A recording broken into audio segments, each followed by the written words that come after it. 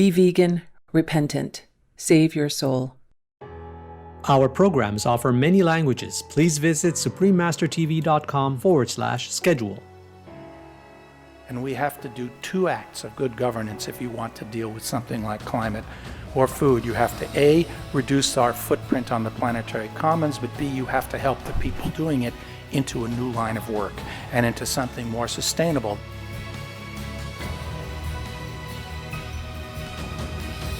Please stay with us to find out more.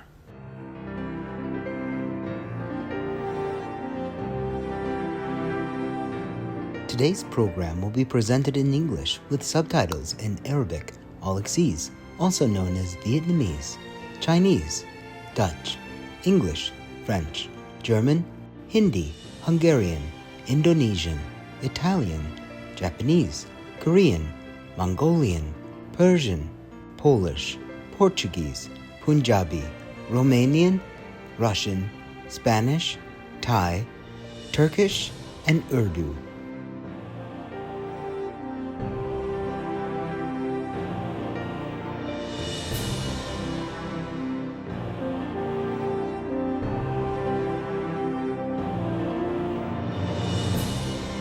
When you hear Ya'at-e, it means welcome in Dine Bazad, a language spoken by the Navajo people.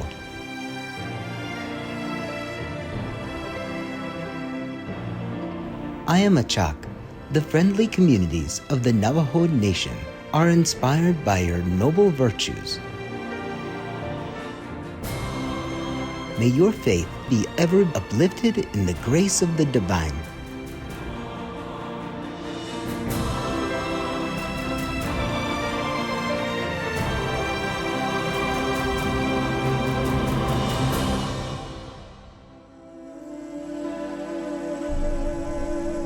The Navajo Nation in the United States extends across more than 70,000 square kilometers of land, spanning parts of Arizona, Utah, and New Mexico.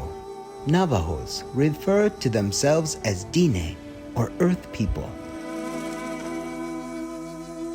The Dine came to this world, which they call the Fourth World, or the Glittering World, after passing through 3 other worlds. They believe in 2 classes of people, the Earth People and the Holy People, or Dayin Dine. The Dayin Dine can be benevolent, as in their placement of the 4 sacred mountains that grace the Navajo land, or they can be agents of retribution. To maintain a positive relationship with the Dayin Dine, the Navajo Earth People must help maintain the balance between Mother Earth and humans.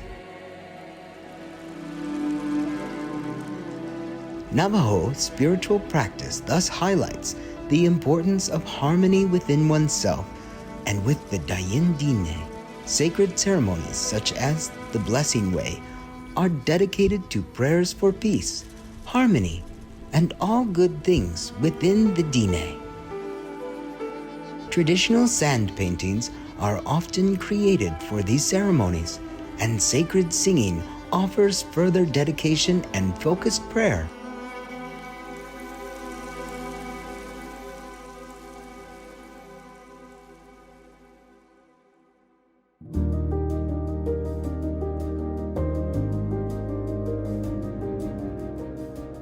On November 8, 2009, a climate change conference was held in the U.S. capital of Washington, D.C. to bring attention to the quickest and most effective solution to global warming, the organic vegan diet. Titled Humanity's Leap to the Golden Era, Washington, D.C. Climate Change Conference, the event brought together experts of science and health, as well as international ambassadors, media members, and artists.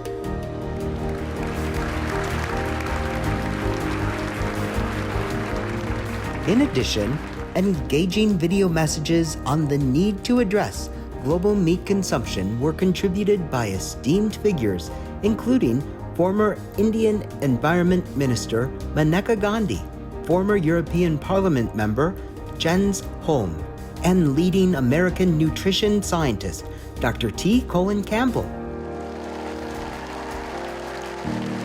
The highlight of the afternoon was an informative question and answer session via conference with the guest of honor, Supreme Master Ching Hai, who had graciously set aside her busy schedule to discuss ways that humankind could transition toward a brighter era.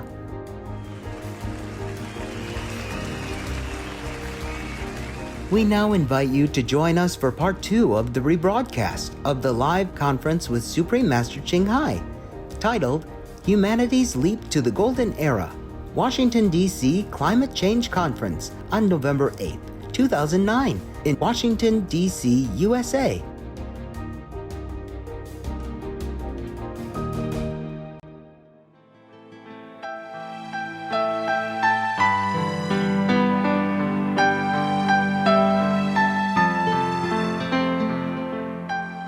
Now let's find out more about the current climate change situation by watching the following video.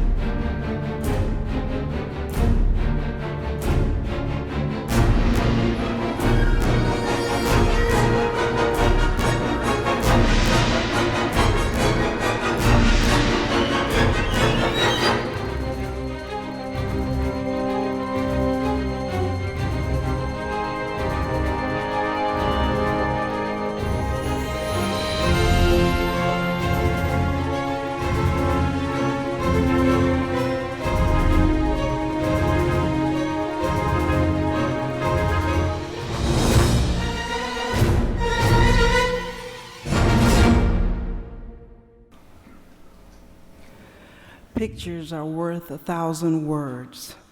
Our first guest speaker will give us more insight into the current situation. Dr. Stephen Schneider is a professor of interdisciplinary environmental studies at Stanford University, a senior fellow at the Woods Institute for the Environment, and the founder and editor of the interdisciplinary journal Climate Change. He has also contributed to all 4 of the reports of the Nobel Prize-winning United Nations Intergovernmental Panel on Climate Change. Please give a warm welcome to Dr. Stephen Schneider. Thank all of you for coming. It's my task today to try in a short time to sketch out a large number of aspects of the climate change issue. And let me begin by saying, before we try to figure out how to fix it, we got to make sure something's broken.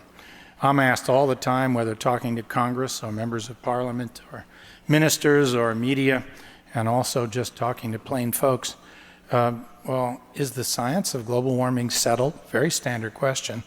And I always like to try it out on my audiences and see where they are, so we know where we're going to be. I was in New Zealand a couple of weeks ago and asked them, and maybe 70% of people, when I said, not every detail, but the basic ideas, raised their hands. And I tried it in Oklahoma, and maybe only 7% raised their hands. that same information. So people have different perceptions. So with this group, how many here think that the science of global warming is largely a settled and well understood affair? Okay, a fair number. Right. And the reason for that is whenever we're talking about a complex issue like climate change, or where you're talking about health care or delivery of services for sustainable development, there is no single answer.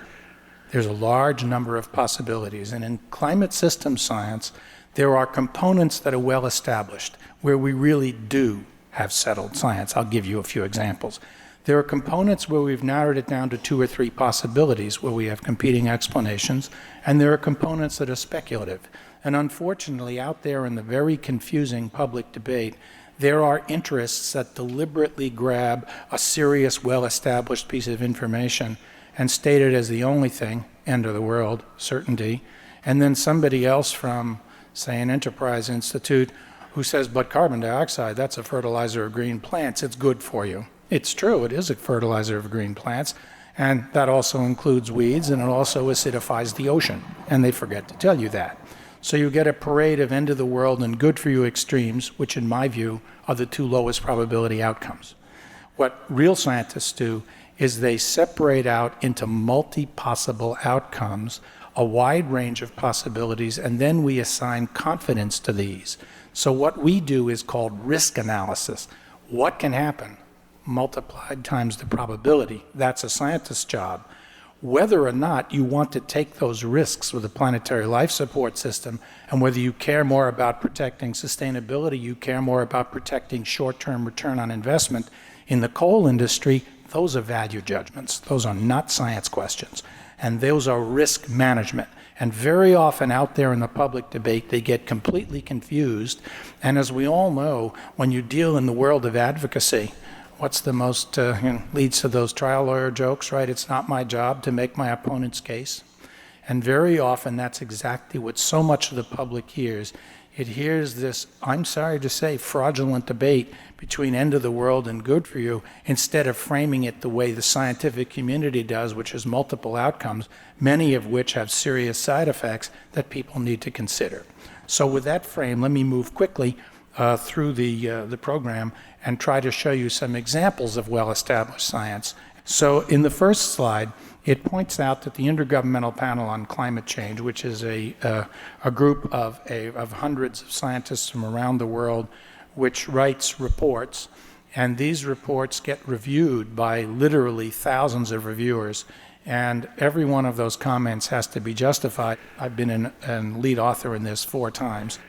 That we get very frustrated when we see the media grab this report and then weigh it against the opinion of 2 petroleum geologists who were funded to find oil, funded by you-know-which oil company, and they get equal status at the bargaining table because they all have PhDs, and they're not remotely equally credible, not even by a factor of 100. And yet, how are people out there going to know that unless they do the due diligence of looking it up? And that's part of the reason why I've been very unhappy at watching sinking in the polls of people's belief in climate change, because there's another kind of argument, which I'll come to in a minute, about the recent changes. So what has the IPCC concluded? Well, they said that the Earth's warmed up 0.75 C, 1.4 Fahrenheit, since 1850. This is not speculative. This is established beyond doubt. And that's consistent not just with the thermometers of the world, but the rising sea levels as the oceans warm, the melting glaciers, and the fact that plants are blooming earlier a couple of weeks in the spring, those that are changing, and that birds come back on migration. There's a large round of evidence. The rate of increase, according to our theory, should increase with time. That has also happened. And that doesn't prove it, but that's strong circumstantial evidence, and humans are part of the story. And IPCC concluded, based on that and other things that we call fingerprints, that human activity is responsible for most of the warming since the 1970s. This is evidence. Somebody said to me at a talk the other day, I don't believe in global warming. So I simply said, well, do you believe in evidence? Yes. I said, do you believe in the preponderance of evidence? I mean, half of American prudence is based upon civil trials where the standard of evidence is preponderance, meaning more than even. The vast preponderance is determined by those people who actually do the research, is that it's warming, and that humans are responsible for most of the last 50 years when we use the atmosphere as a free sewer to dump our tailpipe and smokestack wastes, or the emissions that come from land clearing. That is very well established. What else do we know? Well, it's not just the science part itself, it's also what it means. That 0.75 degrees C was predicted literally 30 years ago, and I have a new book out called Science as a Contact Sport just this week, and I tell the story about how 30 years ago this issue was discussed in many hearings. I first testified to then Congressman Albert Gore Jr.'s hearing in 1981 during the Reagan administration on these issues. Nobody can say we didn't know. We knew very well 35 years ago in almost the same terms of the debate now, and what the book is about is why we failed to accomplish the mission. In any case, one of the predictions was there would be longer and warmer summers. That's a prescription for increased forest fires. There's been about a factor of 4 to 5 increase in forest fires in the U.S. West. Now, can we say that's all due to global warming? No, because people have moved where they don't belong, and that creates more fires, and we fought fires allowing the fuel to build up. So like all complicated systems analysis, there are multiple explanations, but global warming is one of the main ones. So again, you have to look at these and try to figure out how to solve them by multiple solutions. Greenland and the Arctic are melting, as we saw in the video, faster than predicted. We're performing an experiment on a laboratory, and that laboratory is Earth, and we and all the other living things are along for the ride, and that's where value judgments and political action takes place. So there's been also an observed increase in the strongest hurricanes and in drought and flood incidents.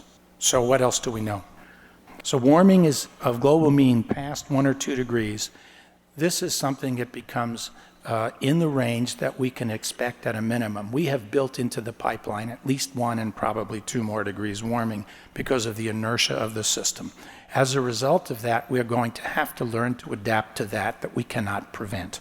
And most of the work that's been done in the scientific community suggests that beyond 1 or 2 degrees, it gets very difficult to adapt. In fact, if you're a coral reef, it's already getting difficult to adapt. So it depends what the system is and where. Some systems can go beyond 2, some can't even get to 2. And the more and more we keep adding, the more the number of thresholds that we're going to cross where adaptation is no longer possible. So a major component in the Copenhagen meeting will be trying to get strategies to help us adapt. But remember, while we have to adapt to what we can't prevent, we have to prevent what we can't adapt to. So adaptation is actually the other side of the coin, and it tells you need to mitigate. And you need to mitigate down to 1 or 2 degrees, which means a dramatic change from the current way of producing our energy systems. That can't happen in a decade, but it certainly can happen in a few decades, and this decade cannot be wasted like the last 30 years arguing about it. We've got to move forward.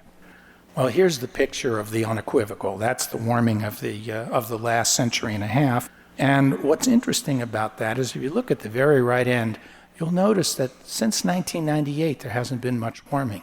It's absolutely amazing, the disinformation associated with that. All over the blogs, the webs, and unfortunately the media gives it credibility. People have said, well, it hasn't warmed since 1998, yet we've been increasing greenhouse gases, therefore we falsified global warming. This complete nonsense, because if you look from 1992 to 2002, it warmed up so fast. What we're looking at is a natural variability superimposed on a multi-decadal trend. The multi-decadal trend is due to human activities predominantly. The short-term fluctuations due to nature. The biggest problem is the tipping points. How many degrees warming before the meltwater in Greenland that goes down will lead to the point that it actually moves toward an irreversible, can't stop it melt with something like 4 to 5 meters of sea level rise. Unfortunately, nobody knows where that tipping point is, only that it exists. My own personal view, 25% chance if we warm it another degree, 60% chance 2 degrees, 90% chance 3 degrees. Sounds like I'm an optimist, right? We have a whole bunch of degrees to go. I wouldn't rule that at 1 to 5%, it's already too late. So Are we crazy? We're talking about the planetary life support system, and there are people who want to be 95% certain before acting on the grounds that it isn't proved. Well, even if there were a 5% chance that walking into a room with somebody coughing where you wanted to get your dinner, you were going to get the swine flu, you'd skip dinner. We hedge all the time on low probability outcomes when they're highly consequential, and it's a false frame to say that it isn't proved because every single detail is not in. What can we do? Well, our lifestyle matters. We have to be energy efficient at home. We have to make certain we're good consumers of products, that we read the labels, that we buy the Energy Star, that we try to get the hybrid and the plug-in cars. We use less imported foodstuffs, and for me personally, I've also reduced my meat consumption. I lost weight and feel much better.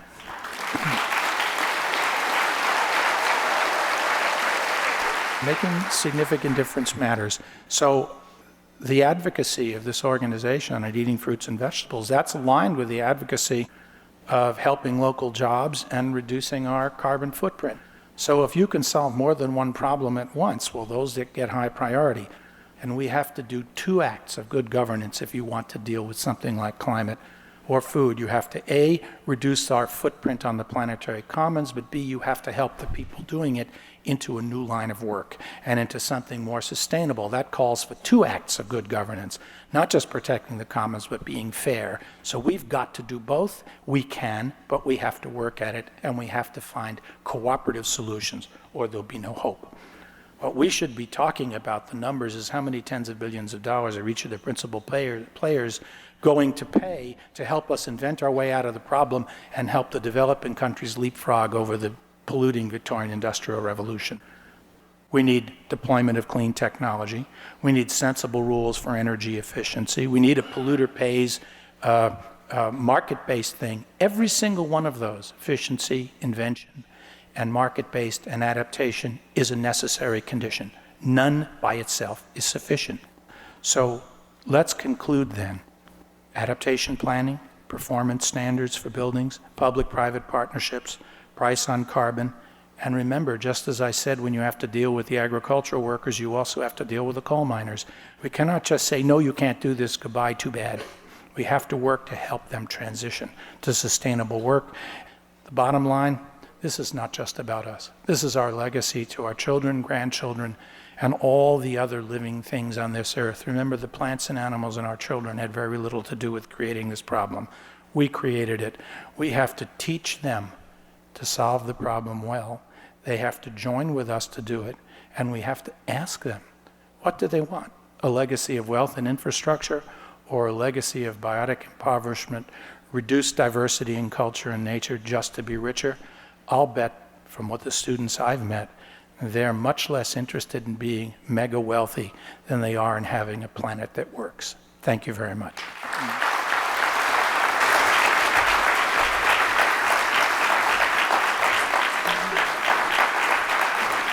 Our deep appreciation, Dr. Schneider, for sharing with us the urgency of the climate change crisis and the steps we need to take to avoid the final tipping point.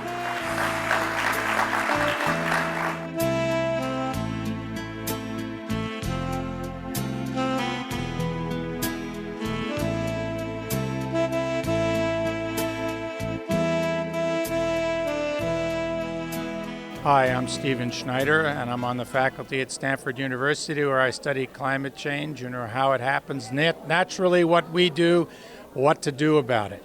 And since we're talking about the planetary life support system, this is not something to gamble with. And there are lots of things that we can do in our personal lives, ranging from what kind of cars and appliances we buy, what kind of diet we have, what kind of knowledge we gain about the problem, whether we go to our town councils and try to advise them to green up their towns. The main thing that I'd like people to understand is you do not have to have a problem entirely solved before you act. When somebody says, oh, we're not 95% certain, so let's wait until we're 95% certain. The point is, it's absolutely absurd to argue that we don't have it proved because we don't have it to 95 or 99% certainty.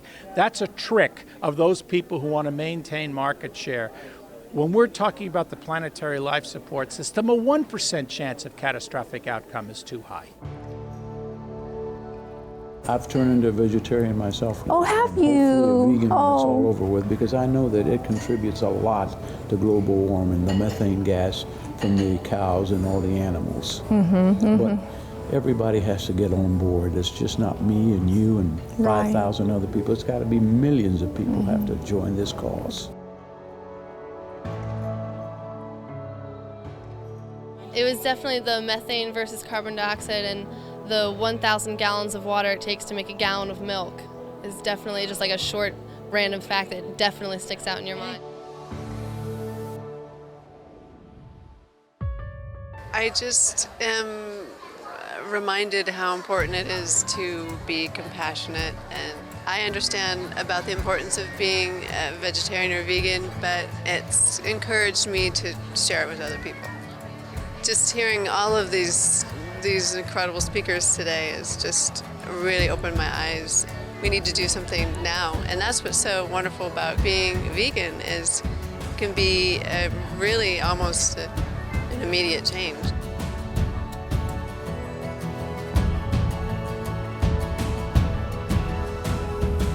I was really surprised at how much the meat industry really impacts global warming and climate change, and the way that stacks up against carbon emissions from traditional sources like transportation. That's what we usually think global warming comes from. But the fact that the meat industry and just cows and just when you go grab a hamburger, I had a ham sandwich this morning and I was like, wow, I shouldn't have, I second guessed myself on that. Just the fact that those things impact the world so much it's a big deal.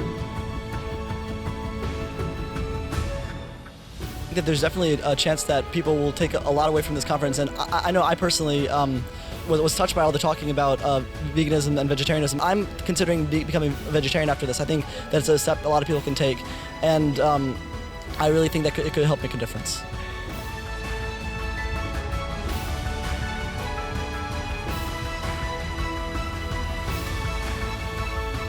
Be veg, go green, save the planet.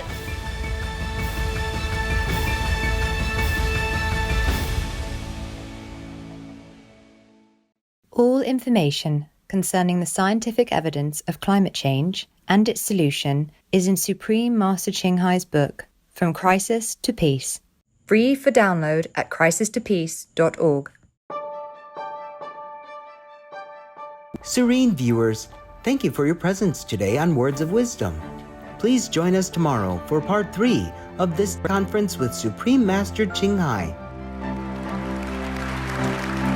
Coming up next is Carbon Works, the music of Dr. Neil Bernard, vegan, right after Noteworthy News. In the boundless love of the Providence, may all your noble aspirations be realized.